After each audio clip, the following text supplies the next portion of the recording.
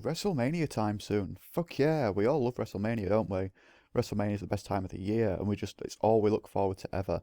There's some shitty 3 hour advert for it called FastLane. Hooga booga, hooga booga, hooga booga, hooga booga. That's all I fucking hear when I hear Samoa Joe's theme music in WWE. I usually love everything Jim Johnson does, but this is an exception to the rule, I'm afraid. Please, WWE, just go and buy TNA, if at least just for Joe's theme song, so I don't have to listen to this abortion anymore.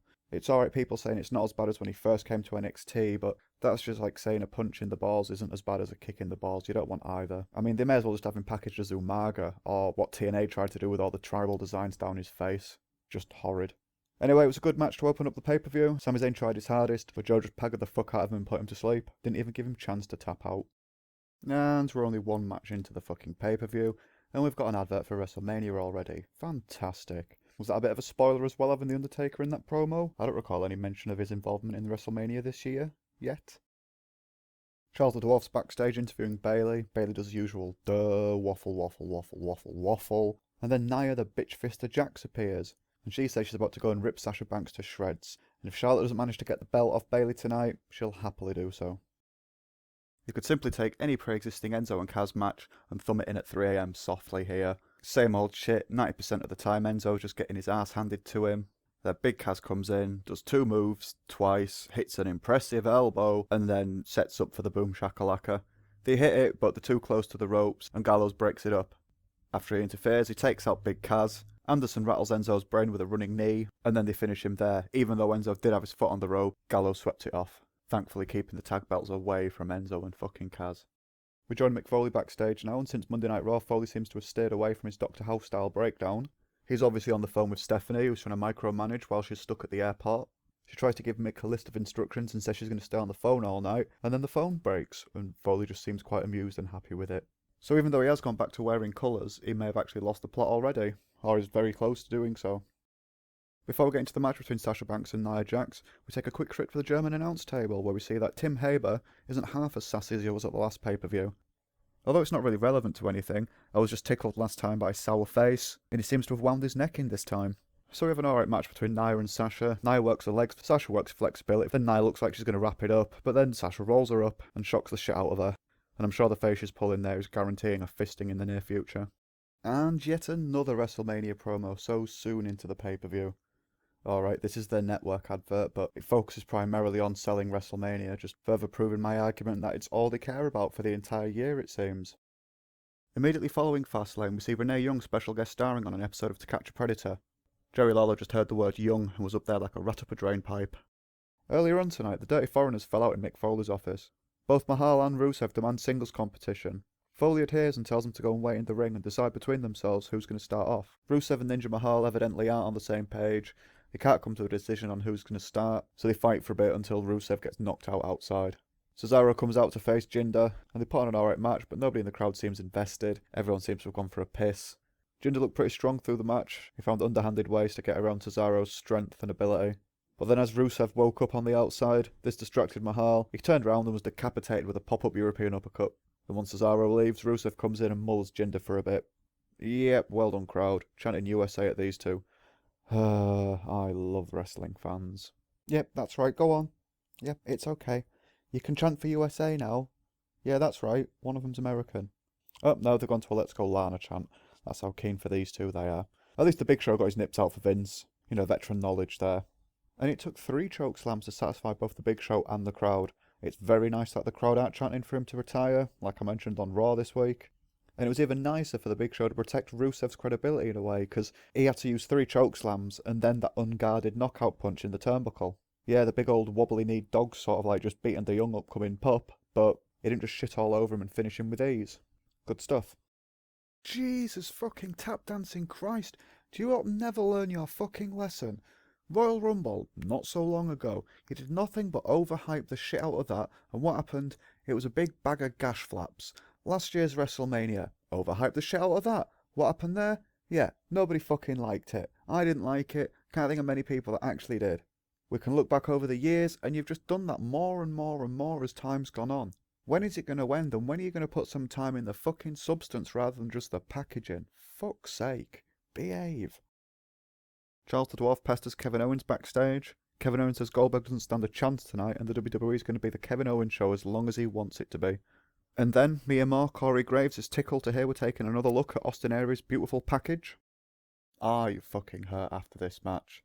Neville and Gallagher just beat 10 buckets of shit out of each other. It was a great, hard-hitting, stiff match. It's a testament to both of them. Neville even pulled out the Red Arrow as a finish. That just... that looks horrible.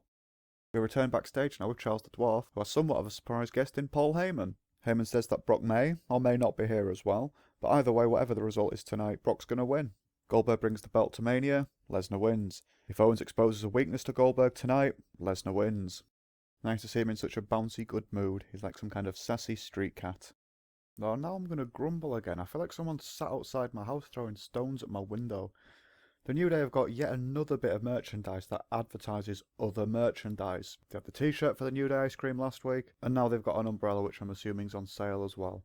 To accompany the umbrella, they've actually got a little ice cream cart, which they don't show any ice cream in there, but they ride it around the ring, and then Big E starts acting shit-faced for no apparent reason. This next matchup is brought to you by Vince McMahon's crusty old blarting sock, and it's a contest between Braun Strowman and Roman Reigns. Hats off to the guy in the crowd who's gone with his girlfriend. His girlfriend obviously gets wet in the knickers for Roman Reigns, and the way this guy deals with it is he waits for the camera to get a shot of his missus' sign on the big screen, and then gives him the thumbs down. Quality. They're taking the time tonight showing signs. I think they're having to vet the screenshot and just make sure that, amongst that one little kid with a sign, there aren't 40 blokes calling him a wanker. Apart from the odd child and the odd girlfriend, nobody really cared. Strowman just kept on top of Reigns, and every time Reigns tried to fight back, Strowman just knocked him back down. The crowd were meant to get behind him, but they didn't. We got to meet this lovely pair of Roman Reigns fans in the crowd towards the end of the match. Strowman goes to the top for a big frog splash, I'm assuming, and then he misses. Roman gets up, hits a spear, and it's win. A handful of people in the crowd rejoice. Vince makes a mess backstage, and everything is how it should be. A new season of Ride Along starts tomorrow after Raw. I'll probably just dip in and out of it. The first season was alright, give or take a few of the Bellas and shit like that. Mick Foley chases down Samoa Joe the best that he can, and he tries to ensure that Joe is going home now and that he's not sticking around to interfere with the title match later. Not much to say really about the re-release of Charlotte vs Bayley. It was sloppy, noisy, and it's just exhausted now. New era, same old shit. And it's the exact same fucking WrestleMania promo we saw not so long ago. This is just relentless now, so it's gonna get one of these. There you go. Yep, that's what I think. Moving on. Mate, Seth Rollins not going to WrestleMania. Nobody's going to be sad for him. What did he expect? Meh. Yep, we got a little recap from Monday. Triple H and Samoa Joe come out, threaten Rollins, tell him not to challenge anybody at Mania, or they'll end his career. I think they're expecting the audience to sympathise with Rollins a lot more than they did. But even he and Triple H listed all of his underhanded achievements on Raw, so nobody really feels too bad for him. As much as I do actually enjoy to be right about things, and that's obviously quite often, some of the times I would prefer to be happier than to be right. This is an instance of that. This whole pay-per-view has been nothing but a promo, an advert for WrestleMania. We're already looking past tonight and looking ahead for 30 days or whatever it is. And the main event of this pay-per-view was just to set up the now main event of WrestleMania. After Kevin Owens took his sweet time getting into the ring to start the match, before the match actually started, the referee was just about to ring the bell, Jericho's music hit, this distracted Owens turned round, spear, jackhammer, done. So we've got Goldberg and Lesnar at Mania for the championship, and there's all these other people on the roster that could do with the WrestleMania experience. We're giving it to two old guys who had a really good fucking WrestleMania 13 years ago, didn't they? That match was fantastic. We all talk about it still to this date. Now, I used to be quite a big fan of Goldberg, and his moveset hasn't really improved massively from back in the day, but it was still entertaining back then. But now it's just tired, and I don't need to see it. It was nice to see him come back and smash Lesnar, and to come back and clear the ring a few times in the Rumble, but he doesn't need a title. He doesn't need to be in the title picture. He's going to be retiring soon. He should be retiring soon. Kevin Owens has worked really hard for this last 118 days, I think it was, that Cole said, and the way you take the belt off him is just flatten him in, like, fuck all. Let's go back to Royal Rumble. Jericho should have won the Rumble. He should have gone on to fight Owens at WrestleMania, and their friendship could have broken down in between the Rumble and Mania. It would have been so much better than what they've done now. Just hodgepodge booking. We're on quite a bit of a combo here now, WWE, but I'm once again not amused. That's enough out of me for the time being. If you'd like to ask me questions or leave me abuse, I can be found on Twitter @BluntDamage.